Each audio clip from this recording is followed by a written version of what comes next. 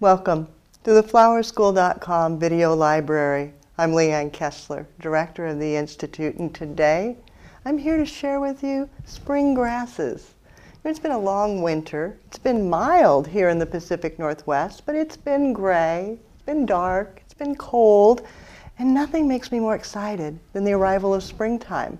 And for me, springtime is the green of grass and the yellow of tulips, daffodils, especially the grass. Living in the city, we don't have a yard. So I run to the grocery store and I buy wheatgrass, or catgrass as it may be called. Then I gather up some tulips and flowers, and to me, spring has sprung. Now here, I even have my Barbie, and she knows that tulips, she too thinks springtime is coming. Yes, floral designer Barbie is meeting us today in the studio to share the fun of spring grasses and tulips.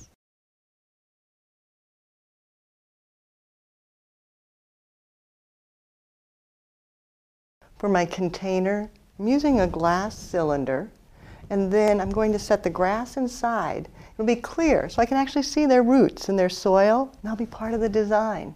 To hold the flowers, setting in a hurricane candle holder right in the center. So that gives me just a very thin ring of grass on the outside, and then I can put fresh water in here so that the flowers can drink. To begin, just cutting the grass apart. And it will continue to grow. That's one of the beauties of wheatgrass, is it's so sturdy you don't have to worry about chopping the roots apart. Just tear it and go back and chop again. And tear it. And you're just basically pulling it apart to create a long, thin line.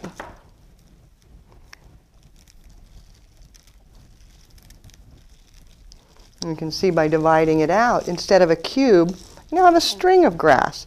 Now, I'm not going to have room for a lot of soil, so I'm going to take that apart, starting to shred a little bit there, and that's okay. You can do it in pieces, pulling it. I'm going to go ahead and just divide that.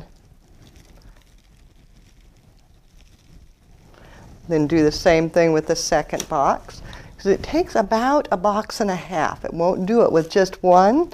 But two is probably going to be too much because the root mass takes up too much room.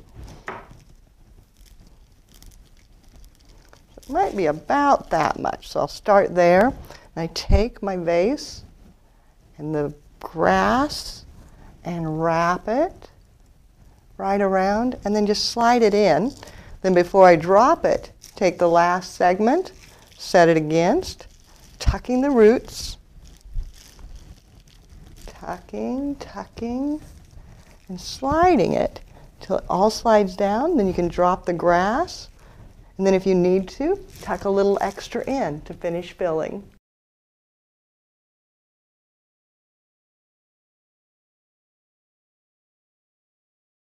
As I add water, I add it to the center cup, and then I also need to go back and add a little bit to the outer ring, just very carefully. Letting it dribble into there, because the grass will continue to grow and drink. Now, as the customer gets this, you'll need to let them know to make sure and add water to that outer area so that the grass can continue growing. It's alive. Now, it starts getting a little squiggly and smashed when you rip it apart and set it in, but just a day and it'll straighten up and get full and lush again. You don't have to worry. So sometimes it's a little lopsided or a little wrinkly. Don't worry, it'll straighten itself. Then in the center, I'm going to use some little miniature hydrangeas tucked very low to bring the green inward and also to create a support for my little tulips.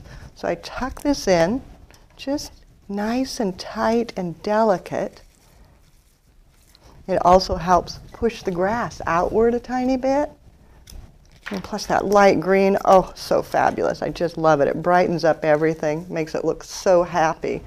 Then I can go back and add my tulips. Don't need them to be very long, cutting them short. Because as you know, tulips grow just like the grass will. So this whole design becomes an interactive arrangement as it starts to grow and get taller.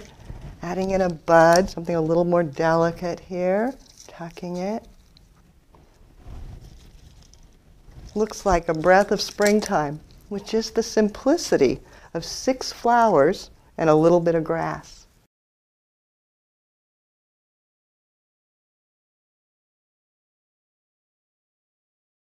In the Pacific Northwest, springtime also means budding trees. Those trees that lost all their leaves last fall begin to sprout and come to life. So this is actually curly willow, left over from the classroom. We hadn't used all of it, so we just cut it and put it in water. It's already starting to sprout the leaves.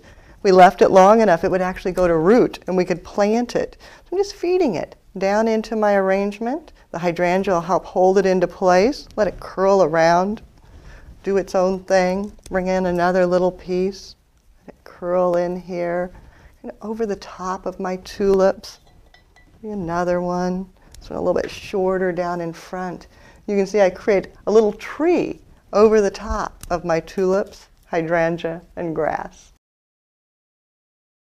This design is going to continue to grow. The leaves will continue to come out, tulips come up, grass comes up. I want to bring a little bit down around the root area because it's the static portion. Although the roots will grow, but not be nearly as dynamic as what you see at the top. I'm just taking a bit of yellow ribbon, cutting it to fit, then using a glue dot, affixing it directly to the vase.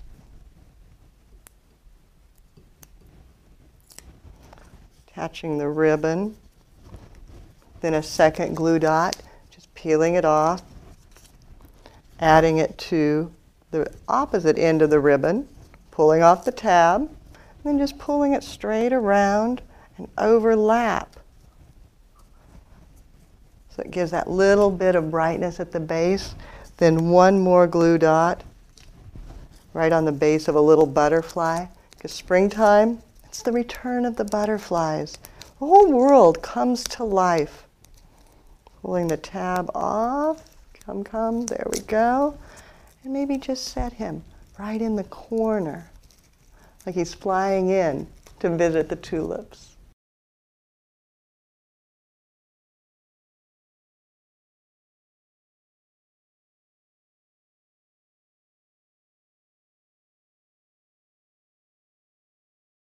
Sometimes the simplest little things can brighten your day. Something like this will certainly chase away those winter blues. Now you may have wondered why I started with Barbie. It's because it brightened my day. I had a special friend, Jackie, who found one and sent it to me, clear from Alabama. You know, I fell in love with it because to me, Barbie, I've never been a doll person, I've never had Barbies, but floral designer Barbie. Wow, that's kind of exciting. Validates what we all do, saying, yeah, you can be a floral designer. It's a real career. Even Barbie does it. So that's why Barbie joined me today in the studio. Kind of fun, kind of silly, but definitely a day brightener. And thanks, Jackie. You were the best to find that and send it off to me.